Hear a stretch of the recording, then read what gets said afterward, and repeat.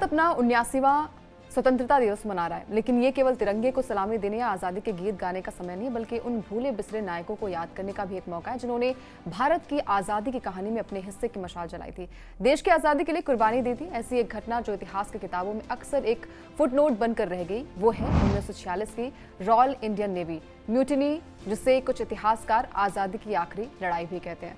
साल 1946 और फरवरी का महीना, देश आज़ादी की ओर बढ़ रहा था। मुंबई में ब्रिटिश नौसेना की एक छावनी HMIS तलवार में तैनात नौसैनिकों के सब्र का बांध टूट रहा था। ये नौसैनिक, जिन्हें रेटिंग्स कहा जाता था, बेहद खराब खाने, अमानवीय रहने की स्थिति और ब्रिटिश अधिकारियों के नस्लभेदी व्यवहार से तंग आ चुके थे। लेकिन जो बड़ा कारण था वो था गुलामी। ये लोग भी अन्य भारतीयों की तरह आज़ादी चाहते थे। नेताजी सुभाष चंद्र बोस की आज़ाद हिंद फौज और उनकी कुर्बानियों से प्रेरित थे।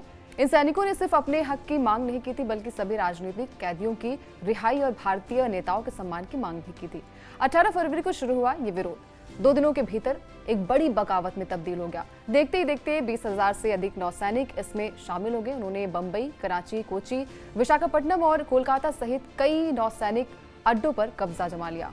ब्रिटिश राज के जहाजों पर ब्रिटिश झंडा की जगह 3 झंडे फहराए जा रहे थे। पहला तिरंगा, दूसरा मुस्लिम लीग का हरा झंडा और तीसरा कम्युनिस्ट पार्टी का लाल झंडा। ये बगावत केवल सेना तक सीमित नहीं रहा, बल्कि बंबई और कराची की सड़कों पर आम नागरिक, मिल मजदूर, छात्र और कुछ हद तक थल सेना और वायुसेना के जवान भी सड़कों पर उतर आए। लेकिन अंग्रेज भी कहां चुप रहने वाले थे। अंग्रेजों ने इस बगावत को कुचलने के लिए दमन की नीति अपनाई। कराची और मुंबई में गोलीबारी हुई, जिसमें कई नौसैनिक और नागरिक भी मारे गए। ब्रिटिश इस बात से परेशान थे कि उनके अंदर काम कर रहे भारतीय सैनिक लोगों पर गोली चलाने से पीछे हट रहे थे।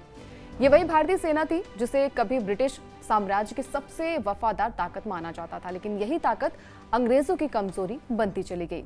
इस बगावत का एक पहलू ये भी था कि जिन नेताओं की रिहाई की मांग नौसैनिक कर रहे थे, नेहरू, पटेल, जिन्ना, उन्हीं नेताओं ने नौसैनिकों से आंदोलन खत्म करने की अपील कर दी थी, क्योंकि वो अहिंसावादी तरीके से आज़ादी चाहते थे। सत्ता हस्तांतरण की बातचीत चल रही थी और कोई भी नेता ये नहीं चाह रहा था कि सेना का बागी स्वरूप जो है वो अंग्रेजों को इस प्रक्रिया को रोकने का बहाना दे। बाद में बातचीत और झूठे वादों के भरोसे नौसैनिकों ने हथियार डाल दिए, लेकिन इसके बाद हजारों सैनिकों को बर्खास्त भी कर दिया गया था। कहते हैं कि 1946 की ये बगावत भारत के स्वतंत्रता संग्राम का आखिरी बड़ा सैन्य आंदोलन भी था। हालांकि स्वतंत्र भारत के इतिहास में इसे लगभग गायब भी कर दिया गया। स्कूल की किताबों में इसका जिक्र नहीं है, लेकिन इतिहास को छुपाया नहीं जा सकता। वो किसी न किसी तरीके से सच बनकर सामने आ ही जाता है। लेखक प्रमोद कपूर की किताब 1946 लास्ट वॉर ऑफ इंडिपेंडेंस ने इस विद्रोह को फिर से राष्ट्रीय विमर्श में ला दिया। कपूर बताते हैं कि ये कहानी उन्हें महात्मा गांधी पर शोध करते हुए मिली थी। वो लिखते हैं कि ये विद्रोह सिर्फ एक सैनिक आंदोलन नहीं था, बल्कि ये उस समय की युवा पीढ़ी की आवाज थी जो आजादी को अब और टालना नहीं चाहती थी। हम जब तिरंगा फहराते हैं और राष्ट्रगान गाते हैं तो जरूरी है कि हम HMIS तलवार के उन सैनिकों समेत आजादी के उन गुमनाम नायकों को भी याद करें जिन्होंने ब्रिटिश राज को किसी ना किसी तरीके से डगमगा दिया था। इस खबर को लेकर आप क्या सोचते हैं? आपकी क्या राय कमेंट करके बता सकते हैं। इसके अलावा TV9 डिजिटल को भी सब्सक्राइब कर लीजिए ताकि कोई भी बड़ी अपडेट मिस ना होने पाए।